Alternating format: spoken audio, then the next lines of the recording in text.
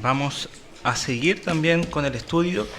Nosotros la mayoría ya miembros, las marcas de una iglesia, pero también estamos viendo con ello y revisando también lo que es nuestra adoración, muy breve también, porque esto demanda un estudio también mayor, pero vamos a seguir con otra parte, otro elemento también de adoración que tenemos también en nuestro culto del Señor. Pero antes de entrar en eso, permítame orar para que el Señor nos dirija en este momento. Oh Señor nuestro, Padre, te rogamos, Señor, en esta mañana, para que usted dirija esta enseñanza, este estudio también que haremos. Sabemos, Señor, que no podemos en nuestra fuerza entender, ver con claridad lo que es tu palabra. Necesitamos siempre de ti, necesitamos siempre de tu Espíritu que nos esté iluminando, enseñando todas las cosas.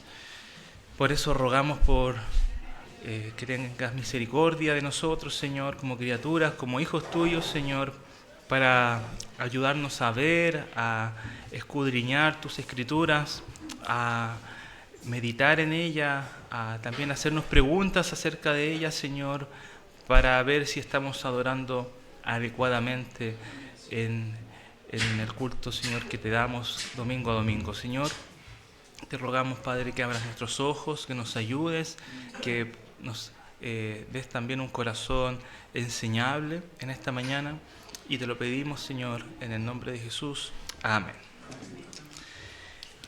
Muy bien. Aquí está. ¿Qué es lo que ustedes ven en pantalla? Las ordenanzas como parte de adoración o de la adoración. Y lo que ustedes están viendo ahí, ustedes ya lo conocen porque lo practicamos regularmente en nuestro culto. Y bueno, vamos a entender un poquito esa diferencia, y otra no la practicamos tan regularmente en nuestro culto como es la del bautismo, ¿cierto? Pero tanto la cena del Señor como el bautismo de creyentes es parte de la adoración religiosa, ¿sí? La cena del Señor y el bautismo son parte de la adoración. Tal vez nunca nos habíamos puesto a pensar que el bautismo, por ejemplo, cuando hemos hecho bautismos, es un momento de adoración a Dios. Siempre lo hemos visto como una práctica bonita, que aprovechamos de salir de un paseo y claro, un momento de felicidad, pero no como un acto de adoración.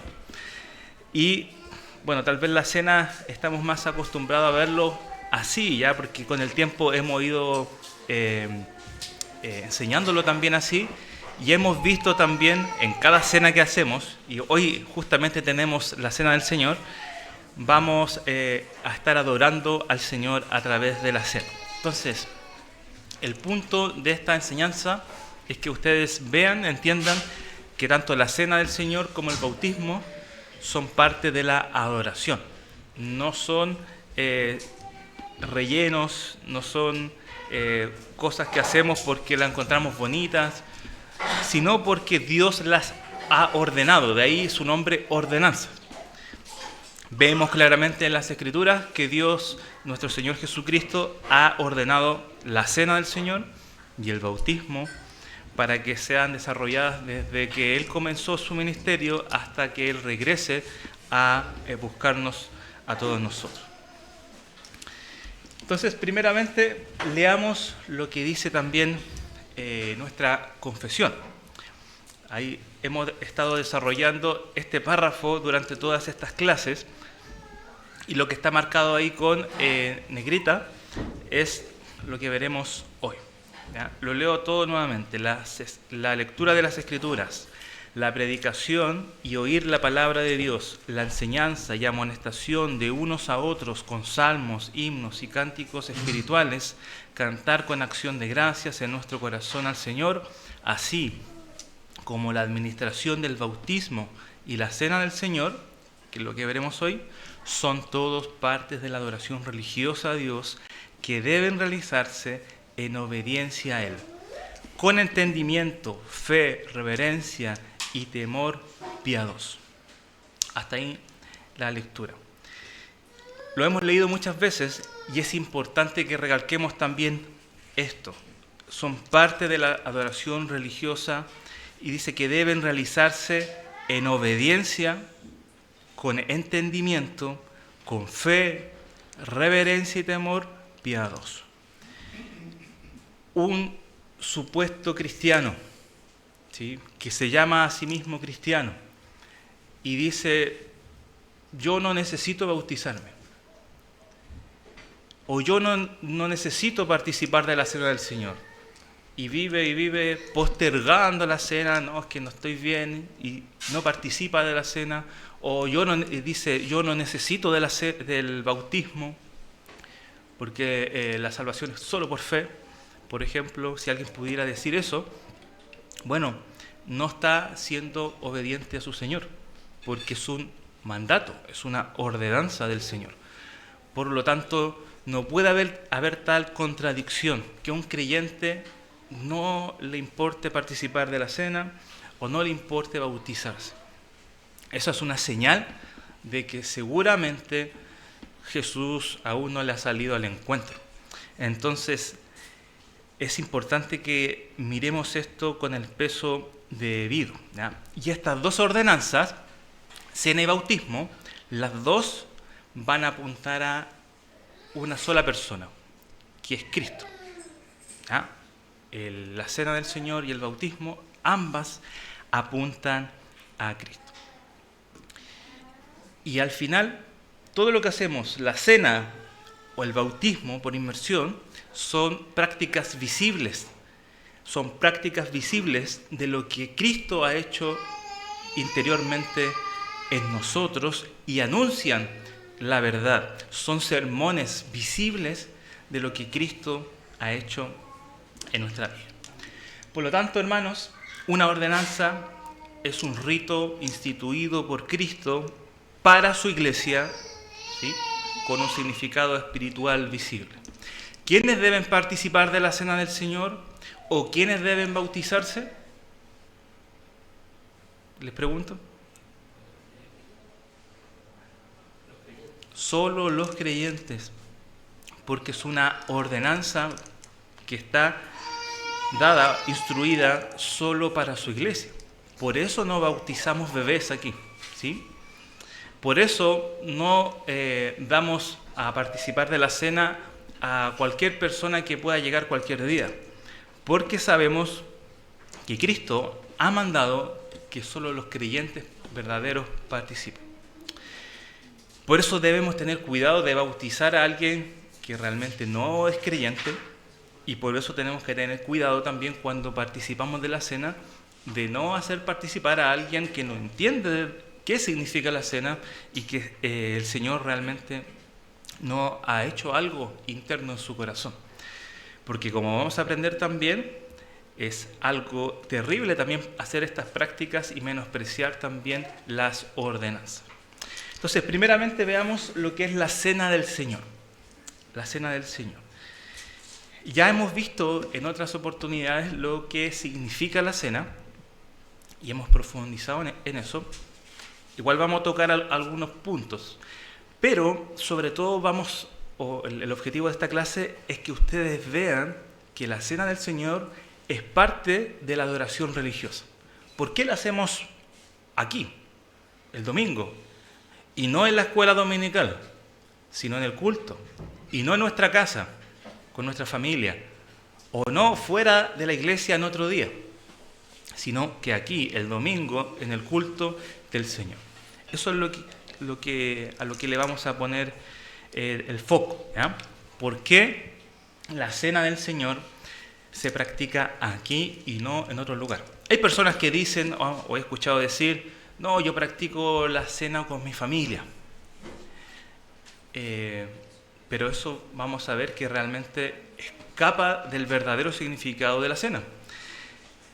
Aunque fuese pastor esa persona, tampoco la puede practicar en su familia, sino en la congregación, con los miembros de la iglesia. Primero tenemos el pasaje de Mateo, que es la institución de la Cena del Señor. Mateo 26, 26 al 30 dice: mientras comían, Jesús tomó pan y habiéndolo bendecido, lo partió y dándoselo a los discípulos dijo: tomen, coman, esto es mi cuerpo. Y tomando una copa y habiendo dado gracias, se la dio diciendo: beban todos de ella, porque esto es mi sangre del nuevo pacto, que es derramada por muchos para perdón de pecados. Les dijo que desde ahora no beberé más de este fruto de la vid hasta aquel día cuando lo beban nuevo con ustedes en el reino de mi Padre. Ahí, en la Pascua, Jesucristo va a instituir esta ordenanza, la Cena del Señor. Y lo va a hacer en un momento, y esto lo hemos explicado, solo lo voy a mencionar, no explicar, lo hemos mencionado en otra enseñanza. Él desarrolla la Santa Cena en otra cena, que era muy conocida entre los judíos, que era la Pascua. Y él va a tomar la Pascua, porque él es el cumplimiento de la Pascua, le va a dar ya el enfoque correcto, el verdadero significado, va a tomar los elementos que habían en la Pascua, pan, ¿cierto?, algunos otros alimentos, el vino, y va a instituir la cena del nuevo pacto, ¿ya? O si lo podríamos llamar de otra manera, la Pascua del nuevo pacto.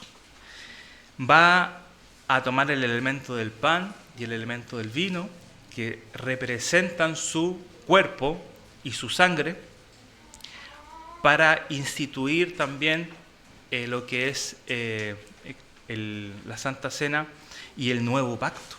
Entonces, ahí encontramos cómo Cristo lo desarrolla, y ojo aquí, porque aquí vamos viendo algunos detalles. Lo desarrolla frente a los 5.000 que comieron los panes, ¿no?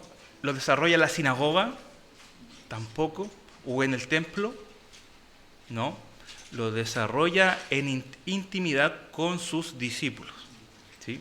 Incluso, aunque uno de ellos era diablo, dijo, en esa intimidad cercana de discípulos desarrolló la Cena del Señor. Entonces, hagámonos algunas preguntas. Ahí, ya. ¿Por qué la Cena del Señor es parte entonces de la adoración de la iglesia? ¿Sí? Hemos aprendido que no solamente cantar canciones es adorar a Dios. Eso es una parte de la adoración, pero hay otras partes mucho más grandes que ella, como ya hemos visto: la predicación de la palabra, la lectura de las Escrituras, la oración, las ofrendas, etc.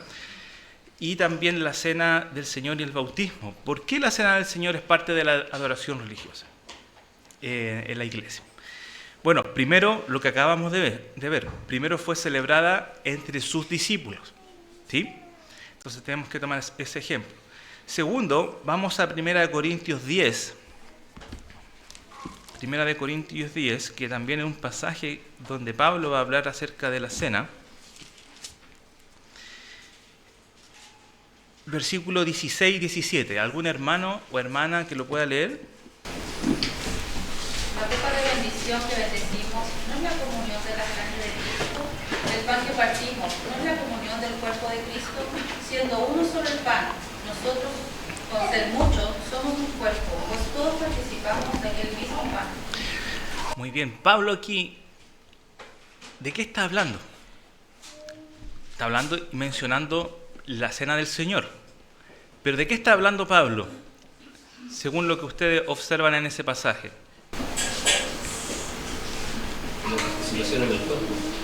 Sí, del cuerpo de Cristo y de la unidad del cuerpo. Y está tomando la cena como un argumento para defender la unidad. Por eso dice: la copa de bendición que bendecimos no es la participación en la sangre de Cristo.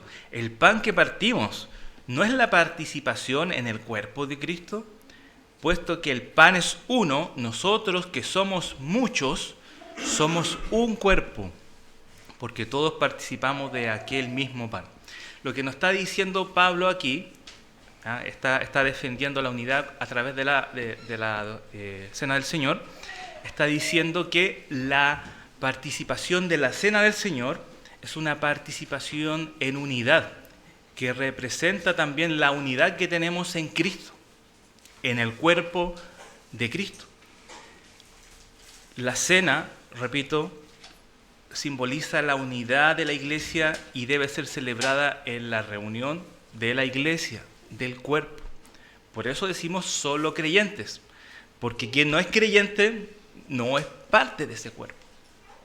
Entonces, cuando celebramos la cena, estamos celebrando la unidad que tenemos en Cristo a través de su sacrificio, que a través de su muerte, de su cuerpo maltratado y de su sangre derramada, todos nosotros participamos de comunión, ¿sí?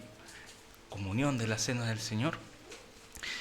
Y no es el único pasaje. Después en 1 Corintios 11, más adelante, va a mencionar lo mismo. Miren, el capítulo 11, versículo 17 en adelante. Dice: pero al darles estas instrucciones, no los alabo, porque no se congregan para lo bueno, sino para lo malo. Pues en primer lugar, oigo que cuando se reúnen como iglesia, hay divisiones entre ustedes y en parte lo creo. ¿Qué es lo que estaba pasando en la iglesia? Habían divisiones. Unos eran de Apolo, otros de Cefa, otros de Pablo, otros de Cristo, decían, los más espirituales. Pero decía, hay divisiones entre ustedes. Y dice, yo no los voy a alabar por eso. Y el versículo 20 dice, por tanto, cuando se reúnen, esto ya no es comer la cena del Señor. Le está diciendo, aunque ustedes se reúnen y participan de la cena, no están participando de la cena, porque hay divisiones.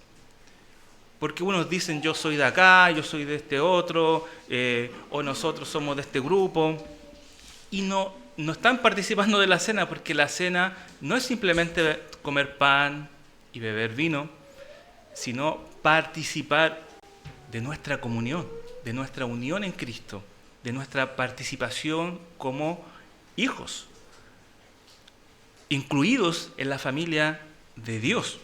Por lo tanto, el apóstol aquí enfatiza que no sirve de nada participar de la cena si estamos peleados.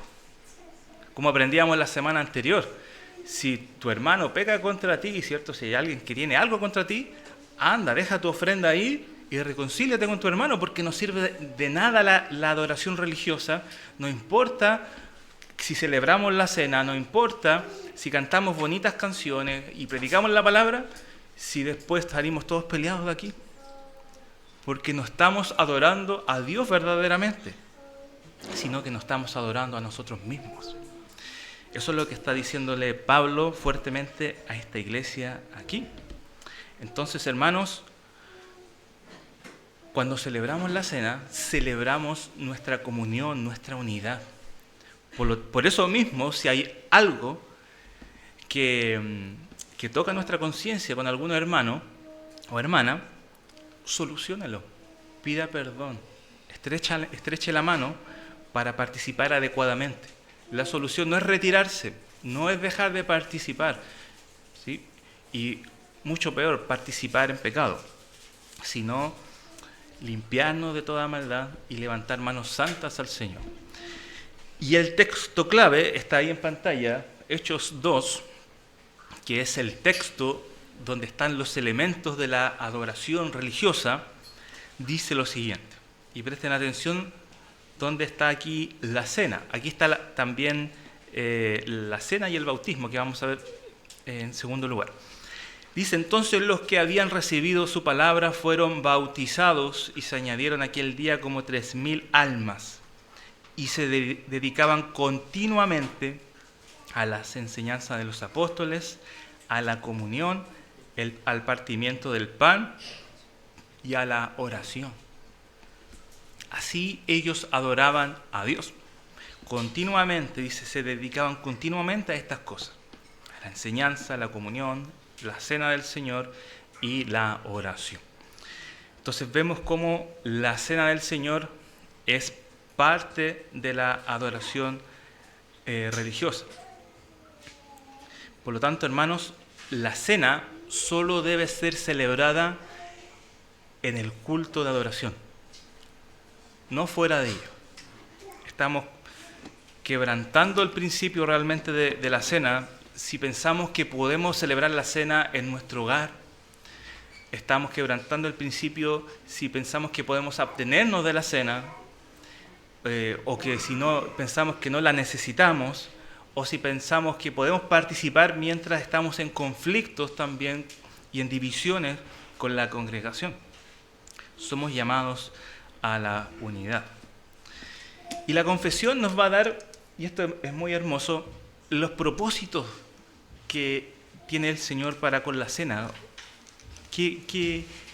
¿Cuál es el propósito? ¿Por qué hacemos esto? Aparte de recordar al Señor, que eso todos lo sabemos, que se repite siempre que hacemos la cena.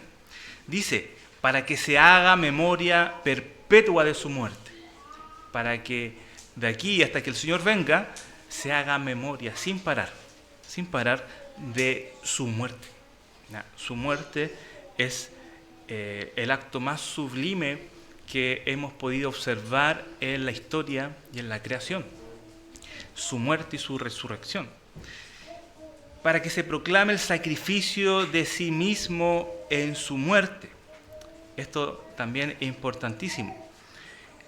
Para proclamar este mensaje. Cuando nosotros participamos, estamos proclamando también esta verdad frente a la congregación. Uno, para nosotros mismos, porque necesitamos constantemente el Evangelio.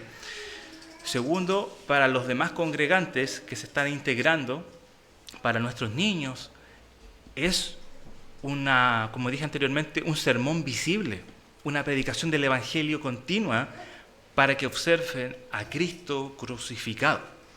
Tercero, para confirmación de la fe de los creyentes en todos los beneficios de esta, para su alimentación espiritual y crecimiento en Él. Porque una de las maneras en que podemos crecer más es siempre volviendo al Evangelio. Alguien podría decir, pero yo ya me sé el Evangelio, ya sé que Jesús murió en la cruz, ya leí esa parte de los Evangelios, pero es que no, es que nosotros necesitamos crecer y alimentarnos de ello, alimentarnos de Cristo, alimentarnos de su sacrificio, de su amor, de su entrega, de su justificación, que eso sea pan y agua para nuestro corazón. Entonces, crecemos espiritualmente cuando participamos de la cena, si se hace adecuadamente con el corazón también enfocado en el Señor. Cuarto, para un mayor compromiso de ellos en y con todos los deberes que deben a Él. Cuando observamos la cena, hermanos, nosotros aumentamos en compromiso con el Señor. ¿Ya? Porque es evidente que cuando crecemos espiritualmente, también nos comprometemos más con el Señor que estamos confesando. Por último, para que sea un vínculo y una prenda de la comunión de ellos con Él y entre ellos mutuamente. Hay un vínculo fuerte cuando participamos de la cena entre Cristo y nosotros, porque Cristo está presente, no literalmente, no físicamente, pero sí espiritualmente, y estamos teniendo comunión verdaderamente con Él. Por lo tanto, hermanos, no menospreciemos realmente la cena. No es solamente comerse un pan y una copita de vino, tomarse una copita de vino, sino es una comunión con Cristo. Es un pensamiento, una meditación constante enfocada en Él, dándole gracias, recordando su muerte, llevándola a nuestro corazón y rumiando esa verdad en nuestra alma. Entonces, hermanos, esos son los propósitos de la cena. Y aquí hay otra pregunta. ¿Cómo se debe entonces celebrar la cena del Señor? Ahí hay varios puntos y lo puede ir viendo también con los pasajes que ya hemos mencionado, algunos de ellos. ¿Cómo se debe celebrar la Cena del Señor? Se celebra, uno, con los creyentes, como ya hemos visto. Solo los creyentes pueden celebrar la Cena del Señor porque es un momento también apartado, santificado, para adorarle. Segundo, el primer día de la semana. Dice Hechos, capítulo 20, versículo 7, el primer día de la semana, cuando estábamos reunidos para partir el pan, Pablo les hablaba, pensando salir al día siguiente, y prolongó su discurso hasta la medianoche. O sea, el día domingo celebraron la Cena del Señor y Pablo predicó básicamente todo el día. ¿Ya? Estuvieron escuchando la palabra, estudiándola y en comunión. Entonces, el primer día de la semana, en la congregación, con la iglesia. Tercero, el contexto para celebrar la cena es el culto de adoración. ¿Ya? Como ya lo vimos en el capítulo 11, versículo 22, dice, por tanto, cuando se reúnen, ¿sí? No dice cuando estén en sus casas o cuando se vayan de vacaciones, no, cuando se reúne la iglesia visible. Ahí es cuando se celebra la Cena del Señor, ¿cierto? Cuando se reúne la iglesia. Y el versículo 22 dice, ¿no tienen casas para comer y beber? Sí, todos tenemos casas para comer y beber. ¿Qué está diciendo Pablo con eso? Que ahí no es donde se debe celebrar. ¿Sí? Ahí no es donde se debe celebrar. Y si quieren comer y saciar sus vientres, váyanse a sus casas a comer. Pero la Cena del Señor no se trata de comer. ¿Sí? No se trata de venir aquí a tomar desayuno, como tal vez ellos lo podían estar practicando y llevando excesos con ello. Y también recurrentemente, ¿sí? Dice Hechos, como ya leímos, 41 y 42, y se dedicaban continuamente. Se dedicaban continuamente a esto, ¿sí? Al partimiento del pan, a la enseñanza, a la comunión, a la oración. ¿Sí? Tal vez tenemos que meditar si lo estamos haciendo recurrentemente, ¿sí? Lo estamos haciendo cada mes, tal vez si es necesario hacerlo una vez a la semana. Hay otros hermanos que lo hacen una vez a la semana, semanalmente, o si está al menos al mes bien, es algo que hay que meditar. Pero obviamente mayor que eso, 3 meses, 6 meses o anualmente, como he escuchado en alguna iglesia, obviamente por el texto no.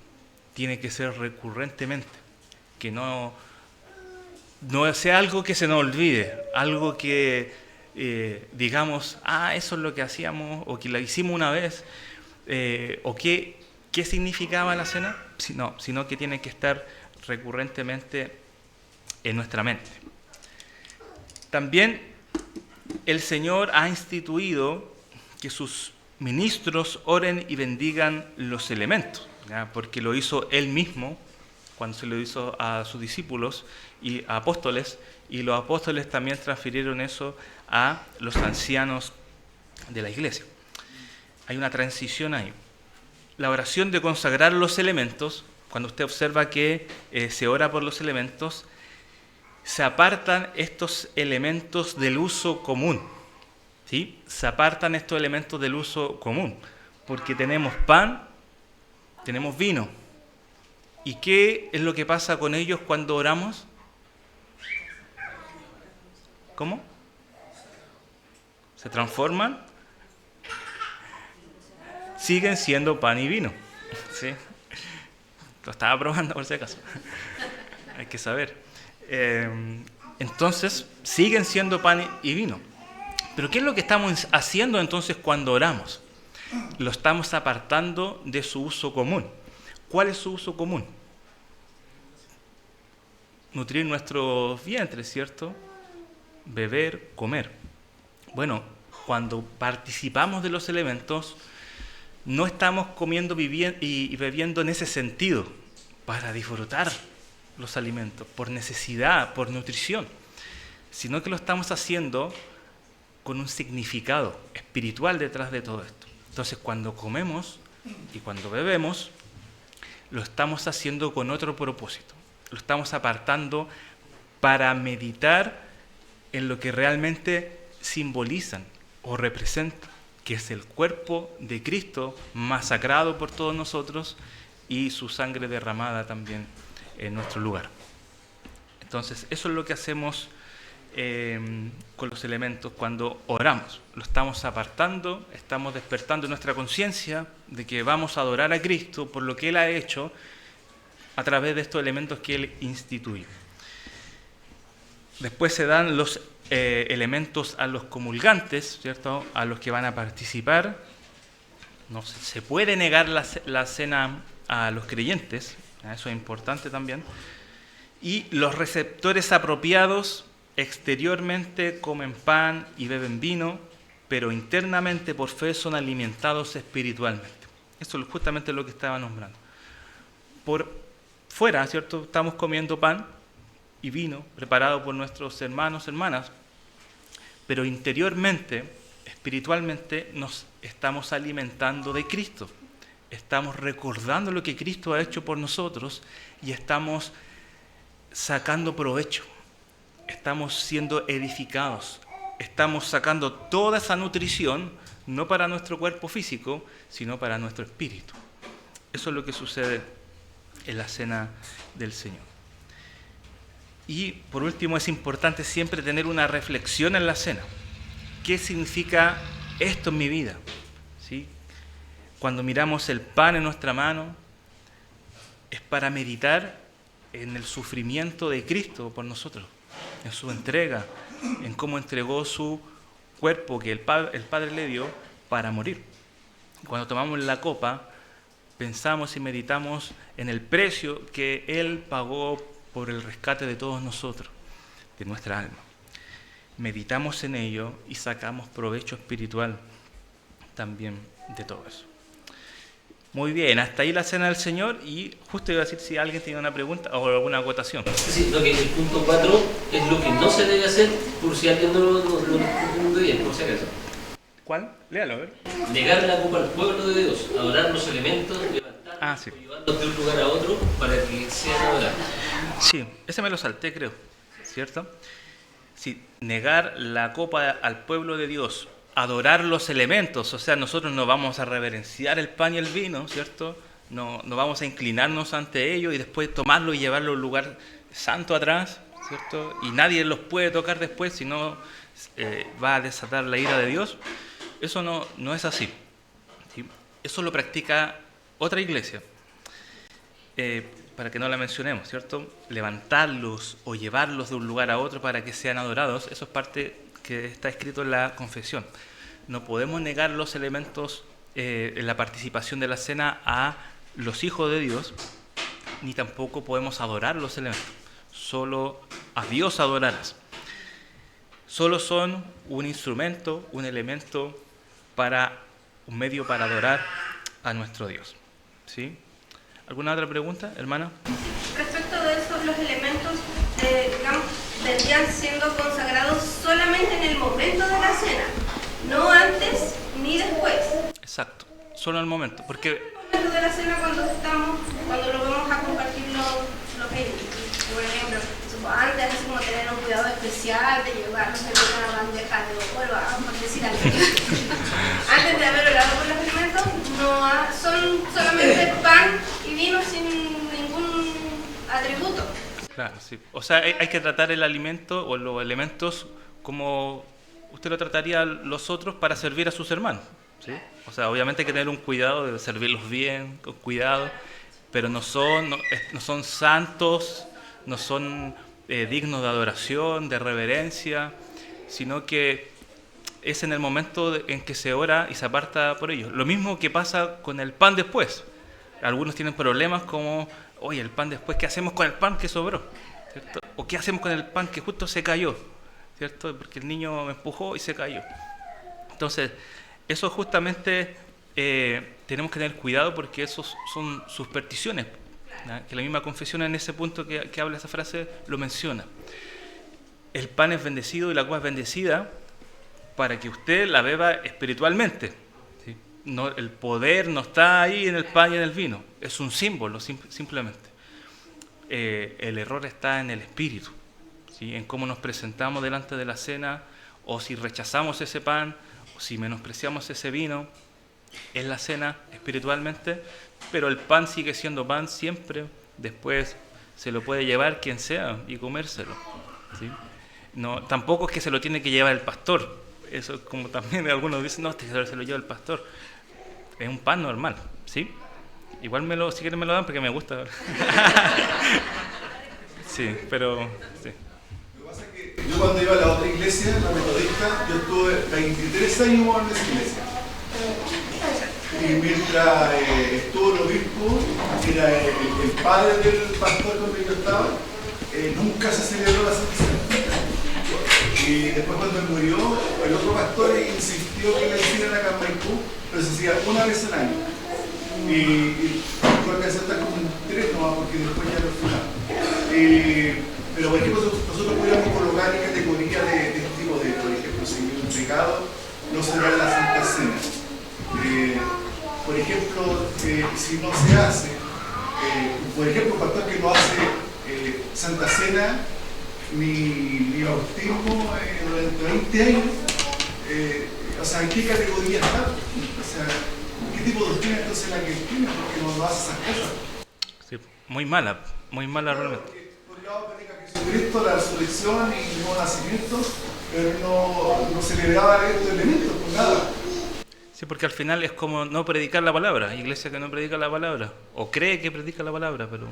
Claro, porque es como claro, yo no tenía conocimiento de eso, pero cuando ya empecé, por ejemplo, a escuchar a los hermanos bautistas, me di cuenta del bautismo. Cuando yo llegué acá, un poco de tiempo yo me empecé a bautizar, porque ya entendía. Así decía, entonces, ¿cómo la otra iglesia puede estar hermanos, por ejemplo, tanto una vida entera? Desde que nacieron el Evangelio, sin nunca haber celebrado la Santa Cena, Sí. sin nunca haberse bautizado por inversión, nunca. Sí, por un lado es una evidencia de que probablemente es una falsa iglesia, ¿ya? Y no negamos que dentro de ese cuerpo, ¿cierto? De ese cuerpo visible, hayan verdaderos creyentes, pero es una evidencia probablemente de que no son una verdadera iglesia de parte del liderazgo al menos. Y por otra parte es un pecado también negar, como recién estábamos diciendo, esto a la iglesia, o sea, ellos van a ser juzgados también por esto. Pero porque es tanto así, por ejemplo, que eso ya después cuando yo tuve, por ejemplo, conciencia del bautismo, la cena, yo hablaba, por ejemplo, con los hermanos que tenían entre, y ellos menospreciaban eso, para ellos no era nada. ¿Me entiendes? No, si no tenía nada que ver con que salvación, o sea, como que nada, no valía nada, valía cero. ¿Por qué? Bueno, claro, ellos de que llegaron al Evangelio, el pastor lo educó sin este tipo de elementos. Entonces, para ellos era un menosprecio total, necesariamente no les importaba, como que no existía. Sí. Bueno, y leemos en la Escritura que ellos se dedicaban continuamente. O sea, no son doctrinas tampoco así oscuras que hay división si se debe participar o no, son ordenanzas, o sea, son mandamientos positivos, o sea, que Dios ha dado y se deben hacer. No hay gran misterio, no hay que ser erudito en la interpretación para darse cuenta que el Señor nos manda a celebrar la cena hasta que Él venga y que cada criatura que se acerca a Él en arrepentimiento y fe tiene que ser bautizado. Entonces, al final eso está reflejando muerte espiritual, simplemente. ¿A quién no le interesa escuchar la palabra? ¿A quién no le interesa obedecer la palabra? ¿A quién no le interesa seguir la palabra y ser cuidadoso con las cosas del Señor? Es porque no es del Señor, simplemente. ¿Sí? Hermano Luis. Sí, quisiera que se pudiese desarrollar un poco dos cosas. Primero, los miembros que participan de la cena. Por ejemplo, hay iglesias que restringen la cena a ciertos miembros, Claro. por ciertas situaciones, particularmente por condiciones pecaminosas conocidas. Por ejemplo, iglesias en las cuales a personas se les pone en disciplina, por ejemplo, y se les priva también la participación de la cena, como parte de la disciplina. Otros también, por una condición ya sea, no sé, está en una convivencia y no se ha casado, por ejemplo, también se les restringen la cena hasta que ellos puedan restaurar su situación. Entonces, si puedes desarrollar un poco sobre eso. Y lo otro es que si la cena es un elemento de la adoración, lo planteó usted como reflexionar un poco sobre eso a nivel de iglesia, si es un elemento entonces que deberíamos tener en cada culto el día del Señor. Porque ese es un elemento de la adoración y que de alguna manera es diferente, por ejemplo, al bautismo. Porque si la cena está restringida al culto público en el día del Señor, el bautismo no es distinto en ese sentido, en naturaleza, porque en la Escritura también se nos muestra que el bautismo se celebró en otra instancia, pero en otra instancia no en el día del Señor, pero la cena sí. Entonces, de pronto, ¿sería necesario llegar a un momento en el cual como iglesia necesitemos replantearnos esta realidad? Eso, claro, entonces, sí. si quieres desarrollar. Sí, bueno, en cuanto a la primera, lo que dice mi hermano Luis, hay iglesias que participan de la cena abierta o cena cerrada o moderada, o no, creo que existen otros puntos también, pero al menos esos son como los más generales, que es que, por ejemplo, abierta es que todos participan, quien venga, todos pueden, ¿sí? La cerrada es que solo los miembros participan, ¿sí? Y la moderada, que es un poco lo que hacemos nosotros, que es anunciar, ¿cierto?, a tener cuidado, a que solamente los verdaderos creyentes pueden hacerlo, pero no vamos a apuntar tú sí, tú no, ¿cierto? Con excepción de lo que mi hermano Luis menciona, cuando hay casos notorios de pecado en la iglesia, tenemos que negar la cena a tales personas, porque aquí mismo dice, 1 Corintios 11, 27, de manera que el que coma el pan o beba la copa del Señor indignamente será culpable del cuerpo y de la sangre del Señor. Por eso después dice, examínese cada uno a sí mismo y entonces coma del pan y beba de la copa. No debemos permitir que alguien que está andando indignamente, que nosotros sepamos, ¿cierto?, que anda, no sé, en adulterio o en fornicación, o haya hecho algún acto grave en la congregación y sepamos, obviamente, tengamos el conocimiento de ello, no podemos dejar que participen hasta que sea restaurado a la fe, sea restaurado a la iglesia, realmente. Entonces tenemos que tener cuidado de cuando permitimos y sabemos, ya cuando no sabemos, el Señor nos libra de esa responsabilidad, pero si sabemos, tenemos que tener cuidado de no hacer participar a esa persona, y bueno, la persona ya lo va a saber, si ha pasado por disciplina, va a saber, bueno, abstente de la cena, porque la cena es algo que debe ser tratado cuidadosamente, ¿sí? No es como otros elementos, ¿ya? Porque en este elemento particularmente el Señor ha dicho no indignamente, ¿sí? Usted puede venir y cantar aquí un salmo, un himno, una canción, si está mal, y puede venir y hacerlo, nadie le va a prohibir eso, pero la cena es diferente porque Dios ha dado instrucciones en cuanto a la cena, ¿sí? Y se ha tomado también pasajes como este de 1 Corintios para corregir estas malas prácticas, porque no es permitido, no es bueno ni agradable delante de Dios el participar indignamente.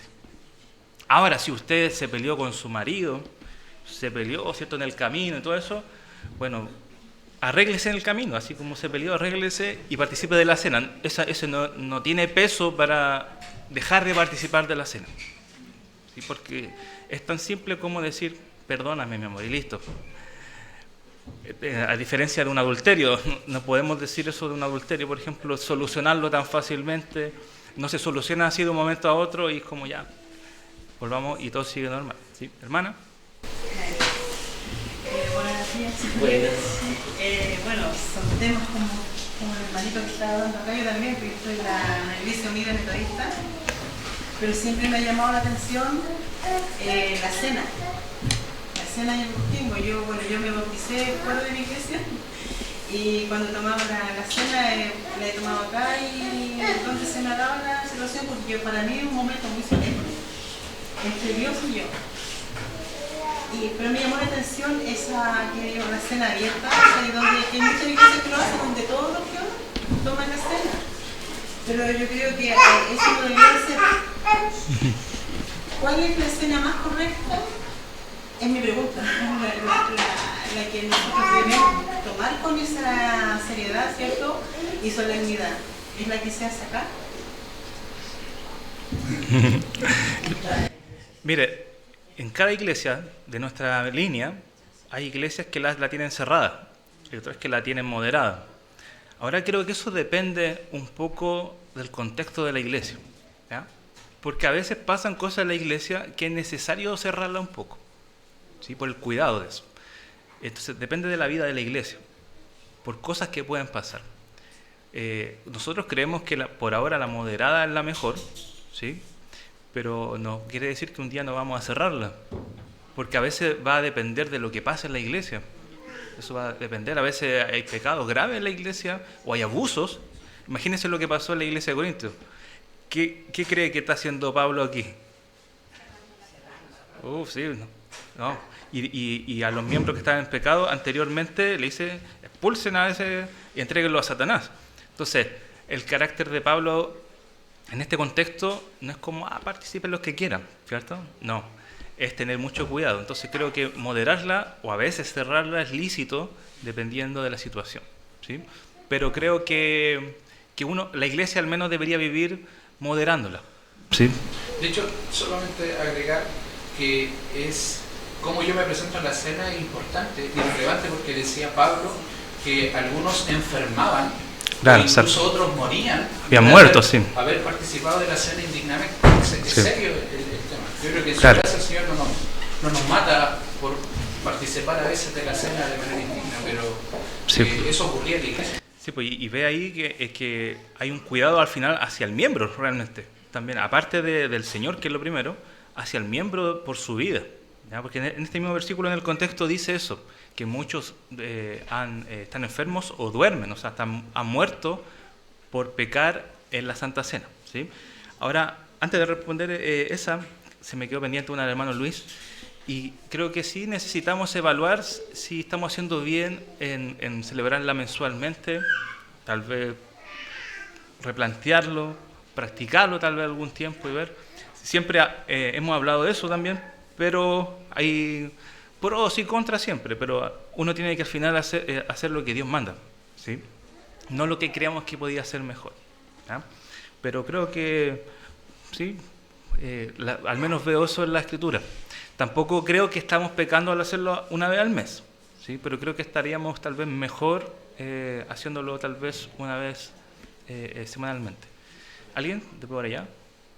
Era lo mismo referente a lo que preguntaba el hermano Luis, de la frecuencia. La frecuencia, sí. Sí. Es que el texto ahí decía que recurrentemente se hacía.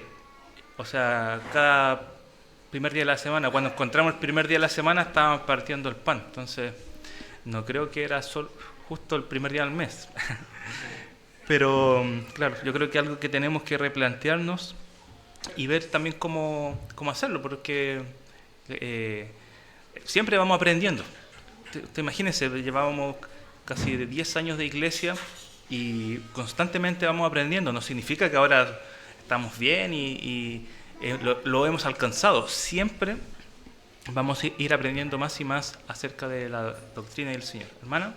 Me llamó la atención lo que mencionó delante también sobre no se puede tomar en ningún momento de la Santa Cena en el hogar, porque hay gente que está enferma y quiere tomar la Santa Cena y se ha hecho. Porque yo viví una situación de una persona conocida que ya no está acá, ya el Señor está descansando, pero en esa situación ella tomó la Santa Cena porque estaba postrada y se le hizo tomar al esposo la Santa Cena cuando él no era creyente. Claro, sí. No, pues eso no se puede practicar. Entonces, claro, y eso pasa mucho, como vamos donde Juanito, que está en su casa, no puede salir, y llevémosle la cena, ¿cierto?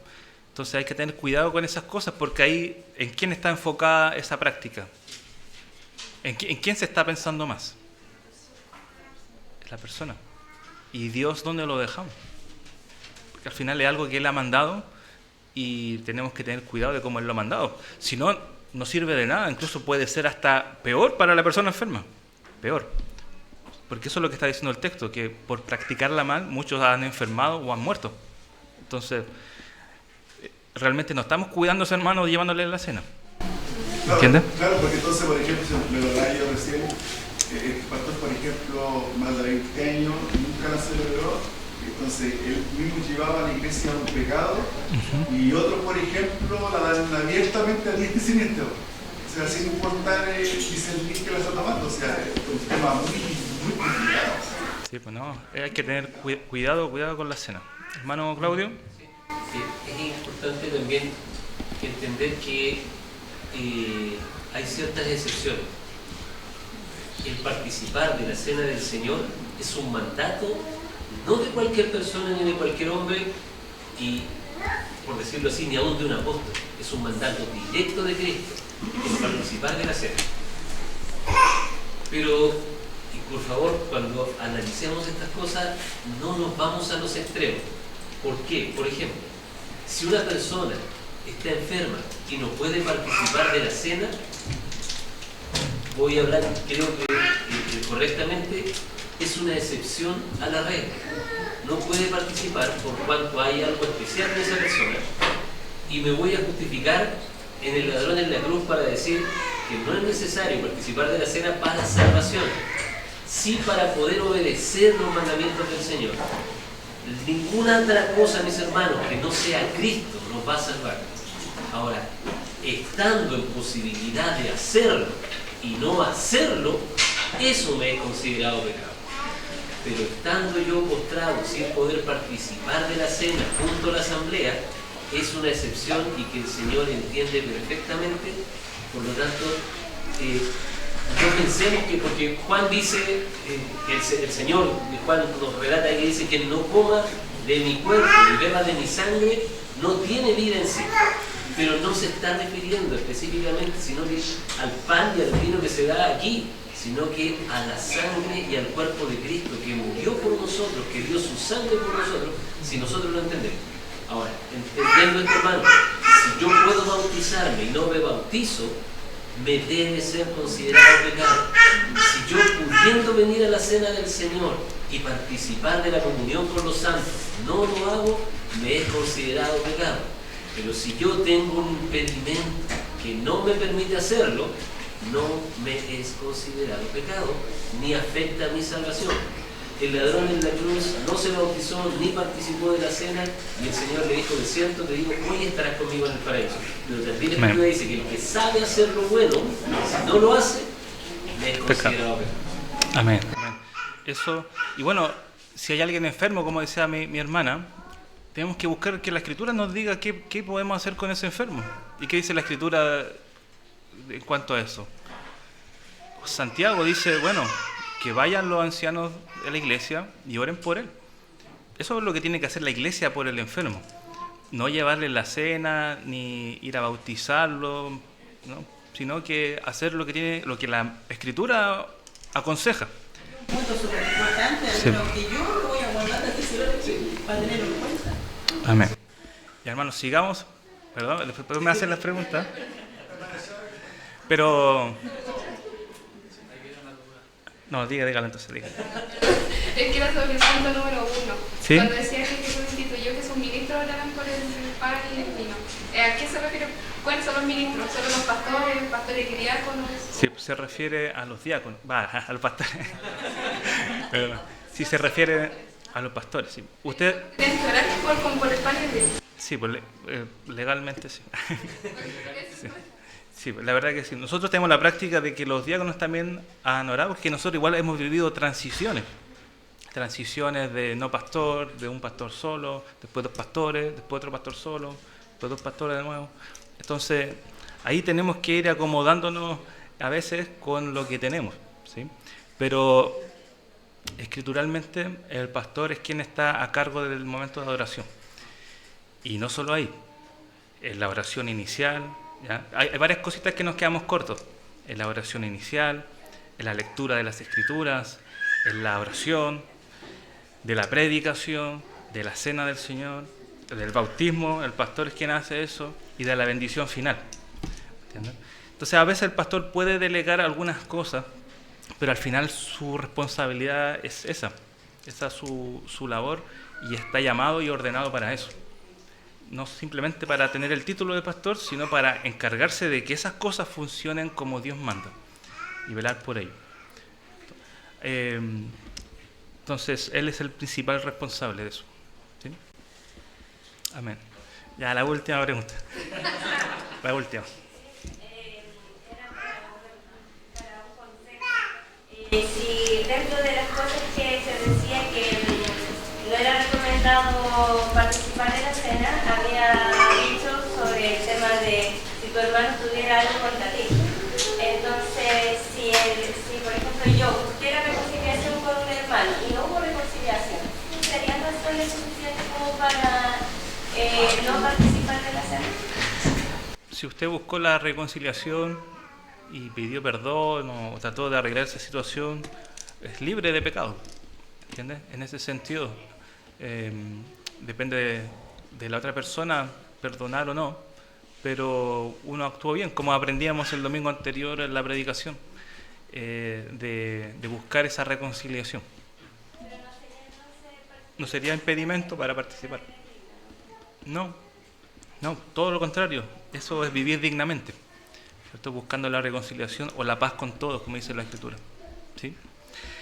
Bueno, pero también, aparte de la cena, ya, yo sé que quieren hablar más de la cena, y es importante, ya creo que podemos también irlo perfeccionando, ya, porque nos quedan dudas en cuanto a la recurrencia, nos quedan dudas en cuanto a la administración, ¿cierto? Es importante. Vamos a ver cómo lo podemos ir tratando mejor para ir puliendo la adoración. Pero también tenemos el bautismo. El bautismo no es recurrente porque no pasa todos los domingos. En la iglesia primitiva, bueno, sí pasaba porque estaban predicando los apóstoles y eran multitudes, 3.000 personas se añadieron en el sermón de Pedro. Entonces, eran multitudes que se estaban convirtiendo al Evangelio. Algo puntual de esa época, o era del inicio de la conquista del reino. Entonces, es algo muy particular de que estaba el bautismo muy activo.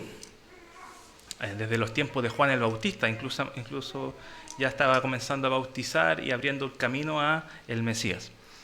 Entonces, pero este es un elemento diferente, ¿ya? Porque la cena, todo lo que mencionamos, si ustedes se dieron cuenta, es algo más corporativo. Participamos juntos, ¿sí? Todos participamos y se trata sobre la unidad.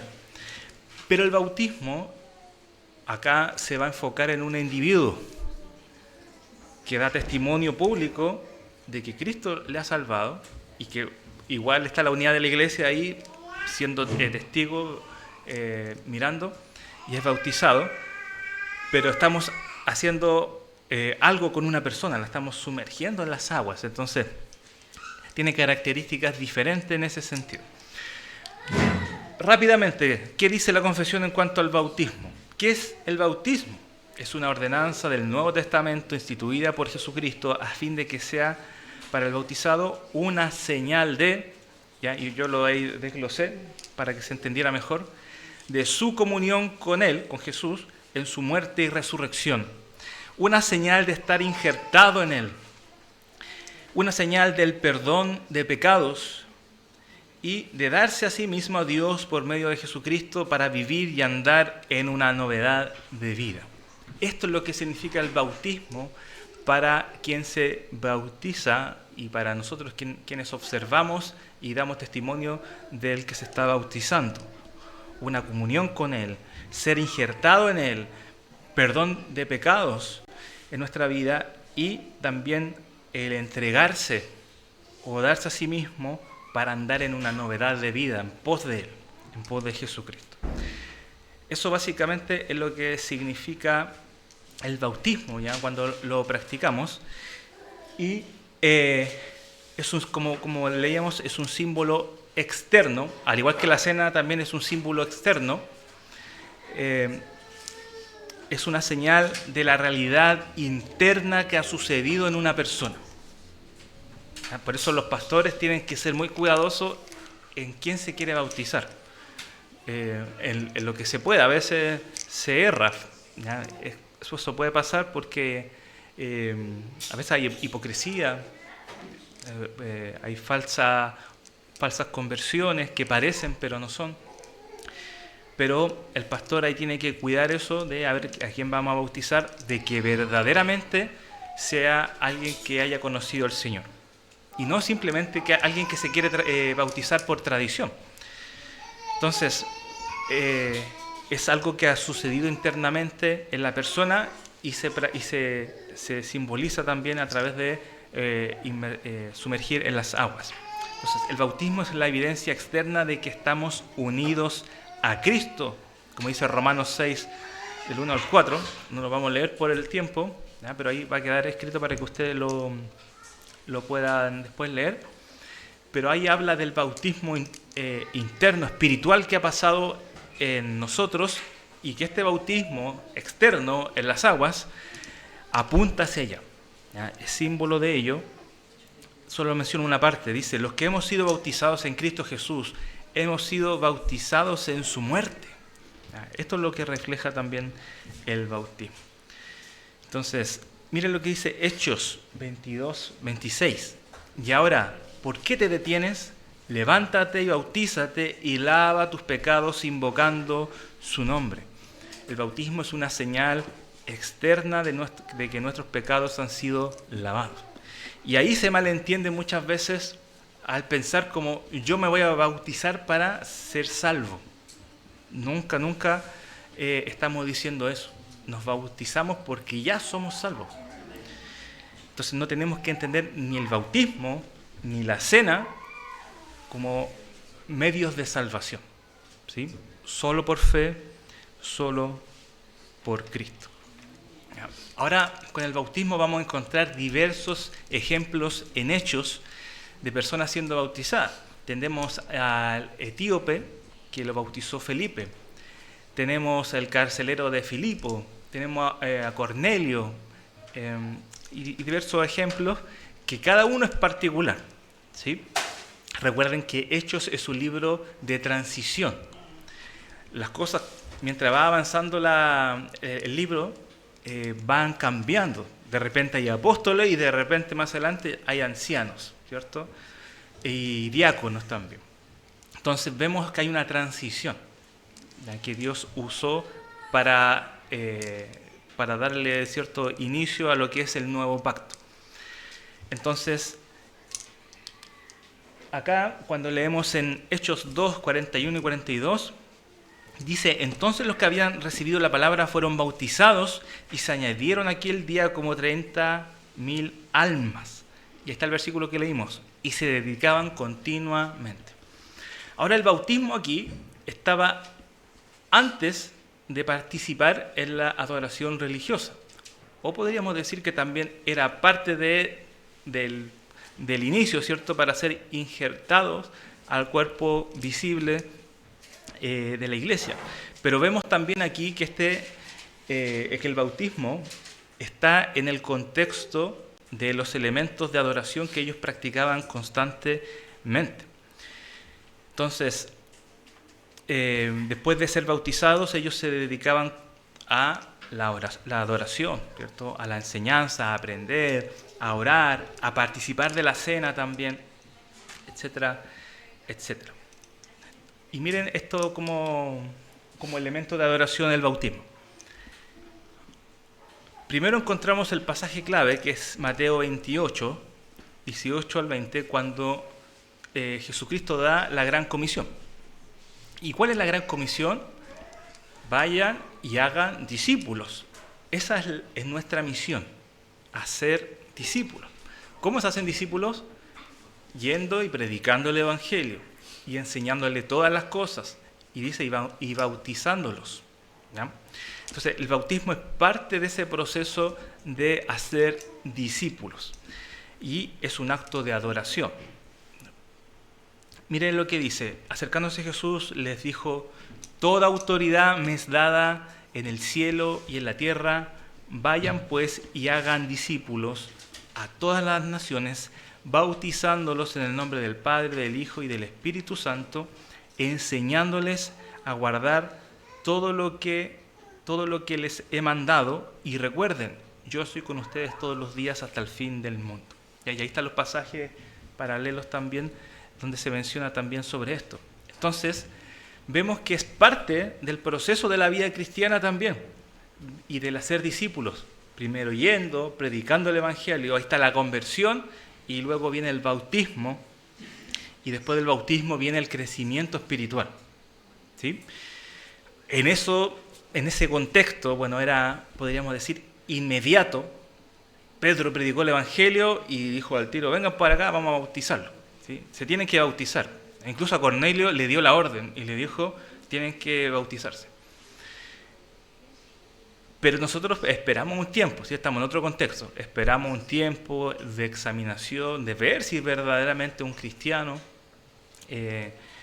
y no si alguien viene y se convierte aquí, lo vamos a bautizar aquí inmediatamente. ¿Ya? Creemos que es lo más apropiado, ¿ya? Para no estar haciendo falsos discípulos, sobre todo en este tiempo de muchas falsas doctrinas. Pero fíjense cómo participaba también como parte de la adoración también en la iglesia, ¿cierto? El bautismo se va a centrar claramente en el individuo, porque va a estar al frente, va a ser bautizado en el nombre del Padre, del Hijo, del Espíritu, y se centra en la relación entre Cristo y ese individuo. Estamos viendo cómo Cristo ha salvado a este individuo, y este individuo está dando testimonio de que Cristo ha venido y ha establecido una comunión con Él. Y nosotros estamos siendo testigos, también hemos examinado su vida, hemos visto una verdadera conversión y damos gloria a Dios porque Él ha rescatado un alma del infierno y la ha hecho su discípulo. Eso es lo que hacemos en el bautismo, cuando nuestros hermanos descienden al agua. Y esto es importante, ¿eh? El modo de ser bautizado, así como hablamos del modo de que podemos celebrar la cena, la Santa Cena, que no puede ser practicado de cualquier manera, el bautismo también. Primero, por inmersión en agua, porque las Escrituras son claras, ya están los pasajes en que había mucha agua, en que descendían a las aguas o subían de las aguas, o otro pasaje habla, no los vamos a leer porque son hartos, y nos pasamos un poquito el tiempo, pero otro pasaje hablaba de que allá habían muchas aguas, ¿cierto? Cuando podían haber, si hubiera sido de otra forma, ¿cierto? Por aspersión o otra forma, podían haberlo bautizado en la casa, ¿cierto? Si tenían agua, el etíope andaba con agua.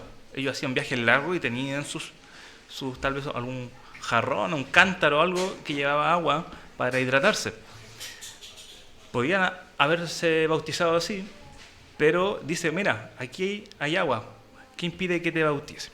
Entonces vemos claramente, ahí usted puede analizar los pasajes en casa, que es por inmersión. Aparte del mismo significado de la palabra, si usted busca cualquier diccionario, léxico de cualquier denominación, bautista reformado, presbiteriano, pentecostal, lo que sea, ¿ya?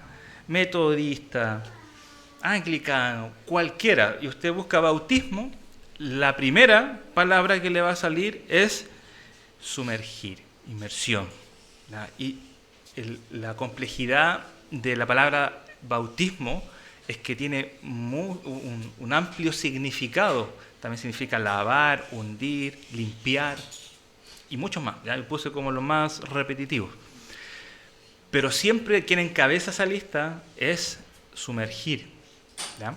La inmersión. Porque se ocupa muchas veces esa palabra, por ejemplo, cuando los fariseos se lavaban las manos, dice que se lavaban las manos 7 veces. La palabra para lavar es bautismo. ¿Sí? Ellos bautizaban sus manos 7 veces. Eso dice la Escritura. Entonces, de ahí la complejidad un poquito en este punto, pero vemos claramente que, por ejemplo, en el Jordán ¿Para qué iban al Jordán a bautizarse?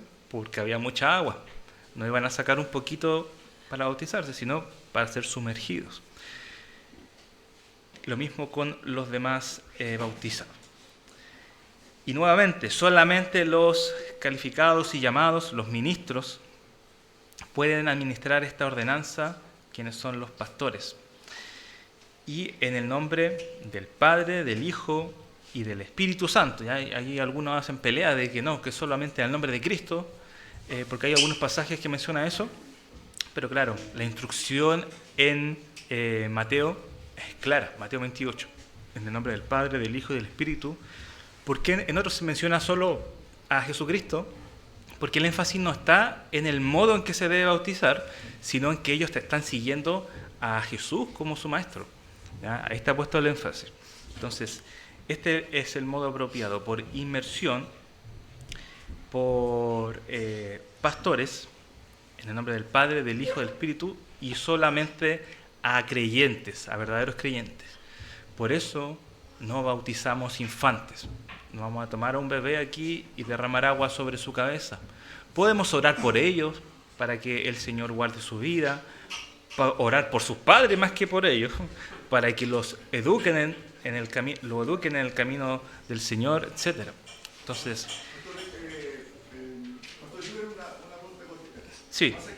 Por ejemplo, claro, los pastores tienen mucho cuidado en bautizar a personas que no son creyentes, ya que a lo mejor es un falso creyente. Pero la línea, por ejemplo, que ocurre entre los hijos, acá, por ejemplo, ya adolescentes y todo eso, de bautizarlos como un sentido como que si fueran niños, guagua, esa línea es como muy frágil de cruzar porque uno puede, por ejemplo, bautizar a un hijo de 15 años, porque es la tradición de bautizarse. Pero ¿cómo vemos si ese joven de 15 años realmente está convertido al Evangelio? Sí. Porque a lo mejor se bautiza porque sigue la tradición, y su vida sigue siendo igual. Sí. Sí, Son todos pecadores, ¿sí? O sea, yo para mi hijo de 15 años puede ser mi guagua, mi niñito, mi regalón, pero sigue siendo un pecador, por muy regalón que sea. Entonces, de repente también podemos cometer ese tipo de falta, a lo mejor no siendo guagua, pero a lo mejor de 15 y lo bautizamos, ¿no? ¿Por qué? Porque la iglesia bautiza, pero no porque realmente esté convertido. Sí. Sí, pues ahí vamos a ser sinceros. Sus hijos siempre lo van a engañar. ¿Sí? Siempre. Van a hacerle creer que son cristianos. Y los papás, porque son nuestros hijos y nos gusta esa idea, vamos a creerles.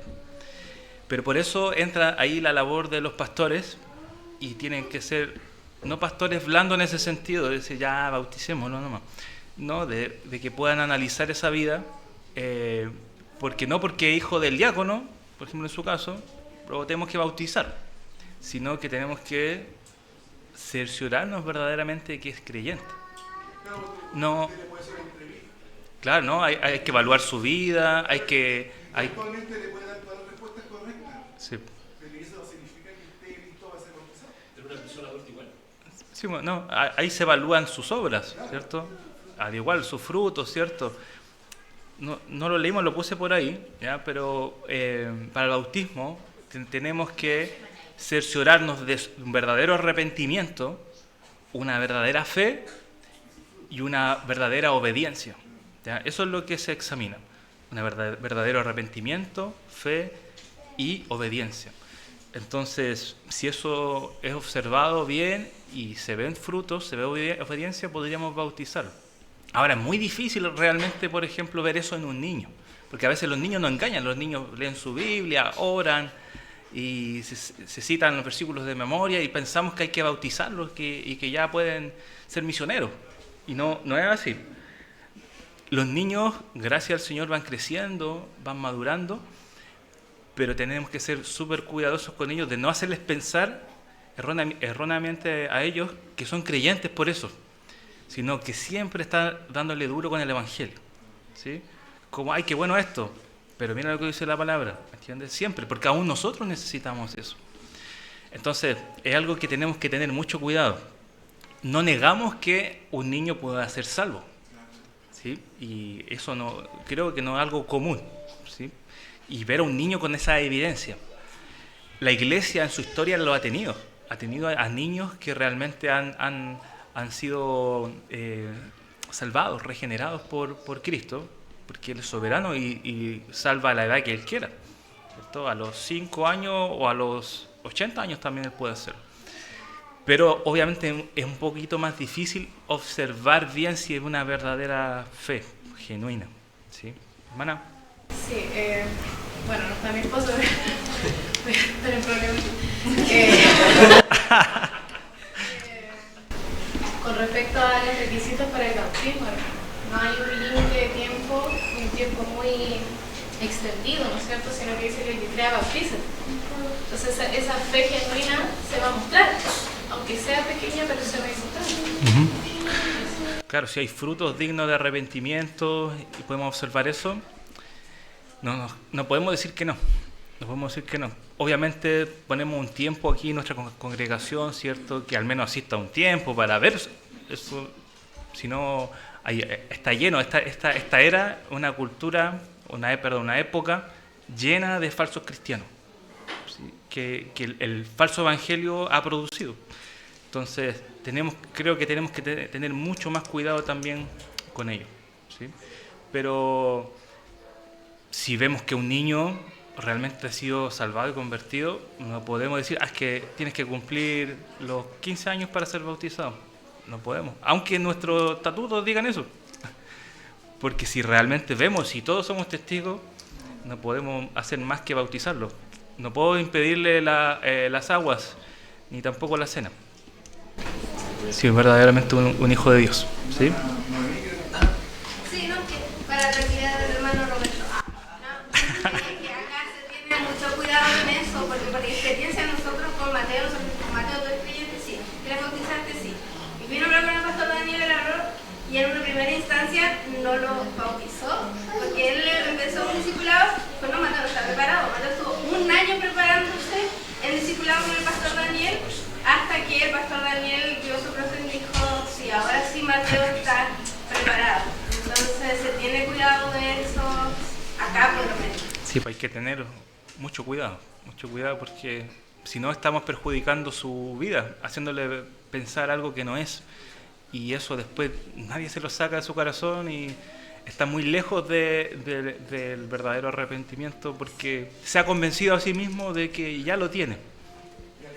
Y a la iglesia también. Y la iglesia no lo puede cuidar tampoco en ese sentido. Amén. Listo, hermanos, hasta ahí. Podemos conversar aquí en el break, ¿ya? Oremos. Gracias, buen Dios, por tu palabra, por el estudio de ella, por las preguntas, Señor, que nos ayudan a crecer a todos. Gracias, Señor, porque usted ha estado entre nosotros con tu Espíritu, Señor. Nos enseñas, nos das claridad y podemos también crecer juntos como iglesia. Danos esa unidad, Señor, para participar de la cena. Danos de esa unidad, Señor, para seguir adorando tu nombre el día de hoy en el culto de adoración. Te agradecemos, Padre, por toda tu bendición. En Cristo.